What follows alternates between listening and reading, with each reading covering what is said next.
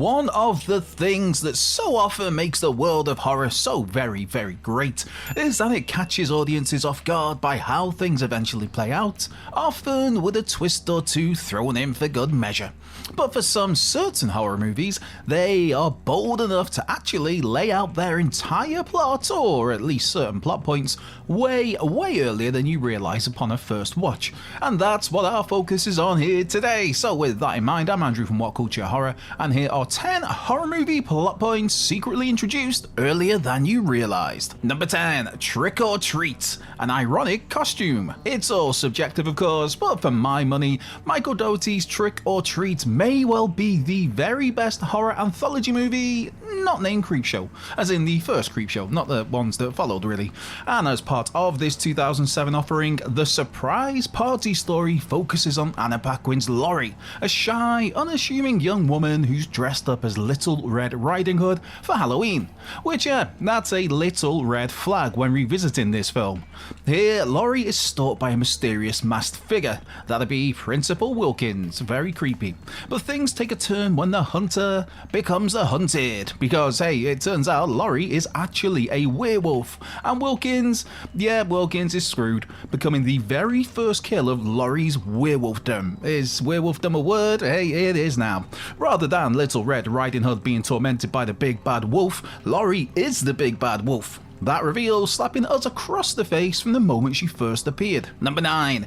The Invisible Man 2020, The Second Suit. From genre fave Lee Winnell, the 2020 Invisible Man is an absolute blast, brimming with plenty of Easter eggs, references, and its fair share of foreshadowing. Of course, the final act of the film saw the reveal that Elizabeth Moss's C had been dealing with invisible men, not just an invisible man. Yes, there had been 2 invisible suits on the go at the same time, with C's abusive ex-partner Adrian having been working with his brother. But the idea of 2 villains, that appears in the film's very first sequence. That tense opening sees C make her escape from Adrian, creeping around the house in silence, drugging him and heading to Adrian's lab to turn off the property's various security cameras. What you might have missed though is that the lab contains multiple invisibility suits and various parts for them. So while we're led to assume it's just Adrian who's tormenting C, that opening, it actually shows the possibility for Adrian to have an accomplice. Number 8. Kill List, The Play Fight. Likely one of the lesser known movies on this list, at least to more mainstream horror fans, 2011's Kill List has a properly eerie, just outright depressing piece of signposting for those who decide to give the movie a rewatch. With the film itself centering on 2 former soldiers who take on some hitmen work, as you do, they're given a kill list, as it were, that features people known as the Priest, the Librarian, and the MP. By the final act, one of these soldiers, Jay, is surrounded by a cult who threaten the life of his wife and child. What does this cult want Jay to do? Simple, he has to kill one more target, as he's presented with a masked, cloaked figure called the Hunchback. A brutal knife fight follows, with Jay eventually winning out, only for the Hunchback to be revealed to be Jay's wife with their son strapped to her back. Yep, as gut punches go, this one is right up there. If you go back and rewatch Kill List though, you get a clear indicator of this shocking twist during a silly, harmless play fight. A play fight where Jay stabs his wife, all while she's got their son on her back. Number 7. Midsummer, The Beginning Tapestry. Oh, Ari Aster, you absolute scamp. A master of sowing seeds and foreshadowing, Aster used the opening to Midsummer to pretty much lay out the entire movie. Yep, that'd be the big tapestry scene at the start of the film, which upon a first watch seems like a lot to digest and take in. But when you re-watch Midsummer, that tapestry becomes crystal clear. From left to right, you see Danny having death sever her family ties, the red connecting string looking like the hose that kills them. Next, there's Danny's mourning, followed by her hesitant boyfriend Pella, who watches and makes notes of her vulnerability. Pella then leads the group like the Pied Piper, flute and all, to his community where they are greeted by half-naked women, chalices of gold, but also skulls, as in sexual temptation offering up great pleasure and reward, but also the threat of death. So there's that. The Tapestry ends with the feast table, the maypole at the head representing the May Queen, all overlooked by an ominous smiling sun, and no friends present. Heck, if you look up, you'll even see elderly people throwing themselves to their deaths. And look down, and you'll see a bear reaching out. Number 6. Vivarium, the imposter child. Before Vivarium properly gets going, we get a short sequence introducing us to how the cuckoo raises its babies. Which isn't to lay an egg and nurture this newborn until it can fly away, of course. Nah, the cuckoo just drops its eggs in other birds' nests, which isn't particularly great parenting if you ask me.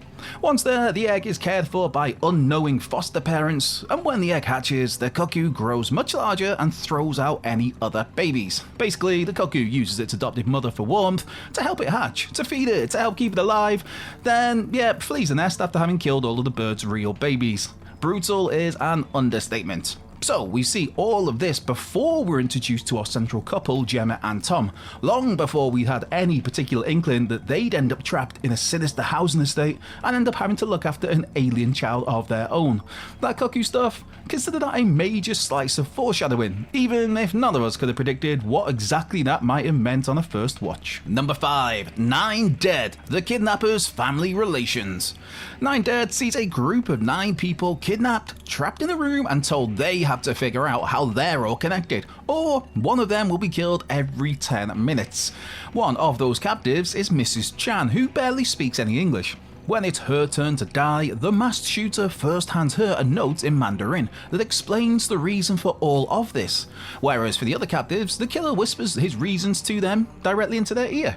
For Mrs. Chan, she starts pleading in her native tongue, which the rest of the room can't understand, and we, the viewers, we don't get any subtitles for this either. Basically, it turns out that Mrs. Chan reveals the relationship between the shooter and the captives, which gives away the whole plot.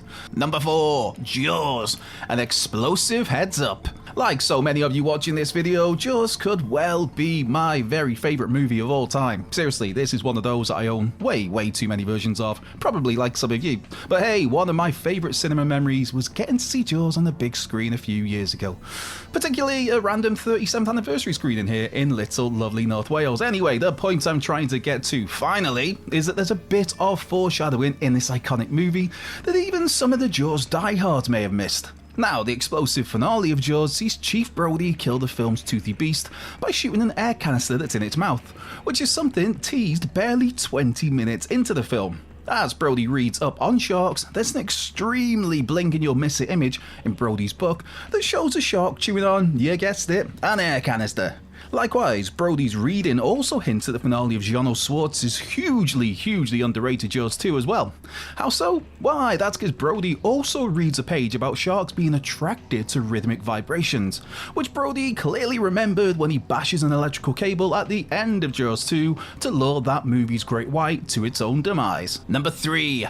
Urban Legend, The Best Friend Did It. For those of us around at the time of its release, Urban Legend was a fun, mildly campy slasher that stood out from the pack due to its unique selling point of a Parker-adorned killer offering people in ways that mirror classic urban legends.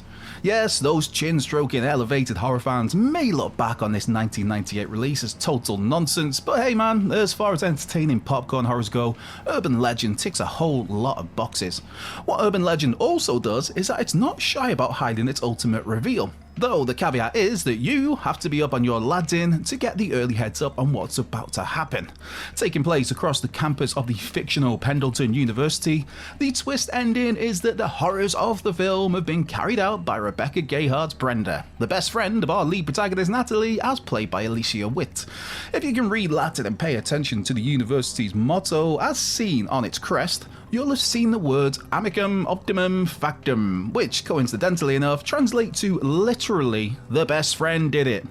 And yeah, that motto, it is on display loud and proud from the movie's very first few minutes, then shown numerous times across its runtime. Number 2, Shaun of the Dead. All of it! There is so much foreshadowing in Edgar Wright's Shaun of the Dead, it is absolutely crazy. For example, early on, Shaun's housemate Pete isn't exactly a fan of Ed, at one point telling Ed that if he wants to live like an animal, go and live in the shed, you thick flub, word I cannot say here.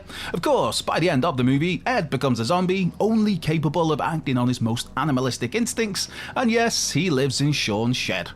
In a broader sense though, there's even a moment when Ed lays out the entire plot of what lies ahead. With Ed suggesting a pub crawl to cheer Sean up after Liz has broken up with him. That suggestion involves a Bloody Mary first thing, a bite at the King's Head, a couple at the Little Princess, then stagger back here and bang, back at the bar for shots. So let's break this one down then. Mary is the name of the woman they find in the garden, that'd be Bloody Mary. Philip, Sean's stepdad, gets bitten by a zombie, he'd be the King's Head. A couple at the Last Princess is in reference to meeting up with Liz, David and Diane. And stagger back to the Winchester part, that is completely literal as the group pretend to be zombies so that they can get back to the pub. And bang, back at the bar for shots. That'd be using the Winchester rifle to fire actual shots at the undead. And no, I'm not talking about tequila. It makes you happy. Number 1, Psycho. Norma is a stuffed bird.